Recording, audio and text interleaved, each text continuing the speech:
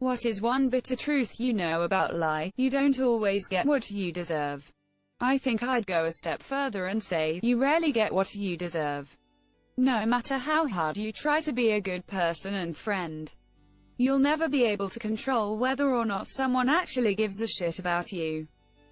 That's why you need to learn to give a shit about yourself first, because if your happiness depends on the actions of others, you'll be miserable not being able to control how they feel. You'll have a much easier time controlling how you feel about yourself. Put on your oxygen mask before you help others. That there are always a few people who will always be left out, who will never feel quite at home.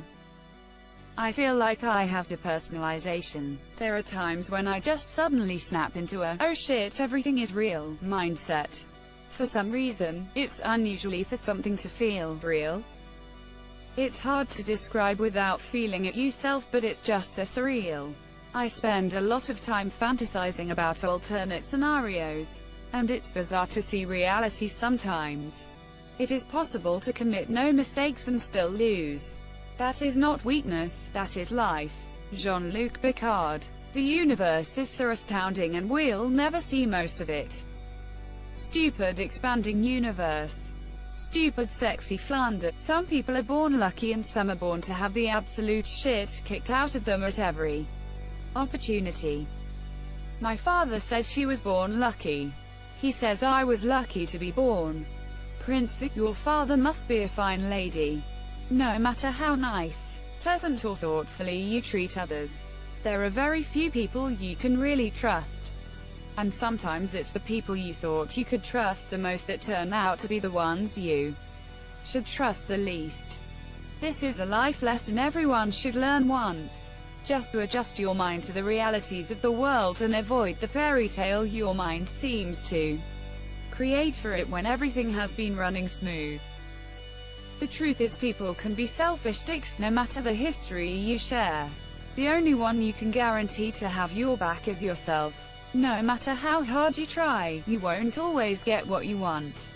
Like the Rolling Stones song, if you try sometime you just might find you get what you need. You too will grow old, or die, prematurely. There is one thing I've learned from Lewis Black. The good die young, but pricks live forever . It is possible for a parent to not love their child. And it is okay if you don't love your parent. I really gave it my best, and they're not the worst parents ever, but that's really faint praise. Loving my partner comes easily to me. Loving dogs, cats, children, friends. I wanna say love is like pooping.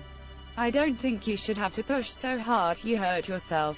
Loving someone or being loved by someone is not the same thing as them being right for you.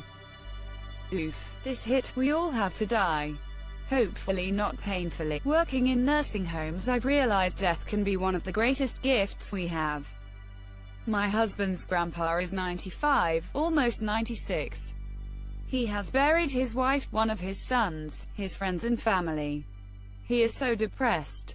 He doesn't want to go anywhere. He literally is sitting around waiting to die. I feel so bad. He and our youngest daughter have such a special bond. Not that my other daughter doesn't love him to bits. She does. But my youngest is just closer with him, monsieur. I don't want him to die, but I also hate watching him suffer. We just had this conversation yesterday. All we can do is visit him, monsieur. I have dealt with depression, anxiety and PTSD. But I don't know how to help with this kind of depression. It isn't going to get better. His body is breaking down. He misses his loved ones who are gone. He isn't stable enough to play the Wii. He doesn't want to listen to books or podcasts. I don't know how to make his life better. I joke that we should offer him a special cookie, but he wouldn't take it, and I would never drug someone without their knowledge because it would be wrong. I have been around for 17 years. But he sometimes forgets who I am, and I don't want to confuse him, monsieur. They should teach classes on how to help the elderly. I hate seeing him like this. I have been through it with other family members. It sucks. I think that once you hit a certain age, you deserve to be comfortable. If he wants a drink, he should have it, etc. Because what is the point of living an extra week or month, when you're ready to go? Sorry for rambling and thank you for the work you do. It's one thing to be acquainted with people you find to be friendly. It's another to have true friends that stick with you through thick and thin, over the years of your lives together. And it's another thing entirely to have those true friends for years of your life drift away from you until eventually you have a falling out. Suddenly, your social circle and support group is gone and you find yourself oh so very alone in the world. Yep, that you are the villain in someone else's narrative. I'm the villain in my own story. Musical notes. I'm the witch in my own tale. Musical notes. Losing a parent sucks as a kid and as an adult. It isn't. Some people will be born just to suffer for their very short time on this earth. Others will be born into riches the rest of us can never even conceive. The universe is a chaotic and unforgiving place. The universe is unforgiving enough as it is, so the least we can do is be forgiving to ourselves. Cancer can affect anyone, at any age, even your 15-year-old best friend. My friend just got breast cancer in her 30s. It sucked. Lots of people were the smartest kid in high school. College hit me with hammer over head repeatedly. Family is not necessarily blood. You can try and push, but sometimes the most airheaded, least understanding people are the ones you're born with. My opinion is I decide who my family is, and DNA hasn't got shit to do with it. And GT. My opinion is I decide who my family is, and DNA hasn't got shit to do with it. There's your biological family, and then there's your logical family. The only person you can ever 100% rely on is yourself. I'd go with a 90% on that, based on my history of letting myself down. I'd give myself a 50%, maybe as low as 25% on some days.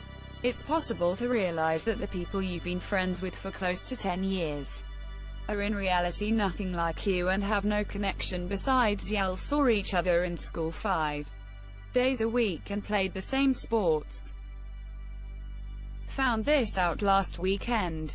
I was one of the few in my friend group who didn't attend the same university as the majority of us, due to money restraints and geographical issues that arose, thanks to my parents moving after I graduated high school. Went to visit for a weekend to catch up, was excited as can be. Within hours of arriving, I may as well have already left. Once we met up with the friends that they'd made over the course of the school year. My attempts at catching up and trying to get acquainted with those I didn't know fell on deaf ears. It was like I didn't exist outside of their high-class, ivory tower world. Both my parents are teachers, so economically I was nowhere on the same level as my friends and the people they'd met at university. The things they talked about doing were things I could only dream about. What they complained about struck me like a lightning bolt, and made me think, what the hell? That's what you're upset about most in life. Over the course of the weekend, nobody even made an attempt to talk to or include me unless I interjected my opinion. And even then I was quickly shot down with a fake petty laugh and a chorus of yeah, and okay. My friends were great whenever it was just us, but as soon as anybody else showed up, I could have stripped naked in the middle of the room and pissed straight up in the air and caught it in my mouth and nobody would have noticed. Leaving on Sunday morning gave me time to think about the weekend and the sudden realization that my friends and I really had nothing in common honestly caught me off guard so bad. It was like looking both ways before crossing the street and then having a helicopter landing on you. The whole situation made me sad at first, and it still kind of hurts if I'm being honest.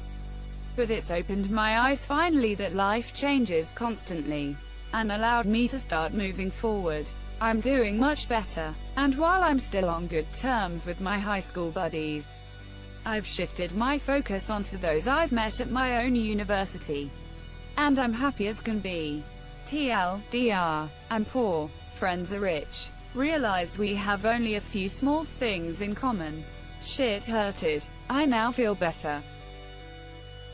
Most friendships have expiration date. It's a shame it becomes so difficult as you get older to make new friends. A vast majority of us will be completely forgotten by the time our grandchildren die.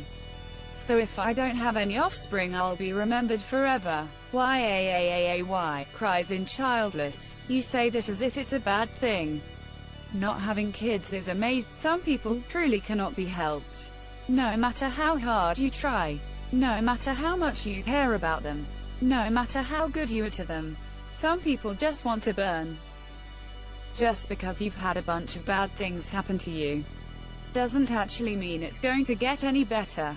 Even if you try hard to be positive and focus on making yourself the best version of you possible. Sometimes the best people get fucked over the worst, and it just stays that way. A lot of times there are ups and downs, but it's never guaranteed.